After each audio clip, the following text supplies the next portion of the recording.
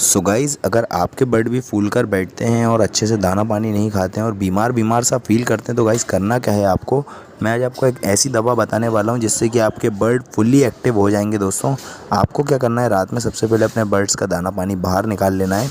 Then सुबह सुबह जैसे ही जब आप उनको पानी प्रोवाइड करने जाएं, तो पानी के अंदर आपको ये वाली टैबलेट मिक्स करना है। दोस्तों, इसका नाम है ऑक्सीमाइसिन, और इस टैबलेट के आपको छोटे छोटे टुकड़े कर लेना है दोस्तों, और आधा लीटर पानी में इसको मिलाने के बाद अच्छे से शेक करके अपने बर्ड को प्रोवाइड करना है। 2 से 3 दिन प्रोवाइड करने में ही आपके बर्ड बहुत ज़्यादा एक्टिव फील करने लगेंगे दोस्तों।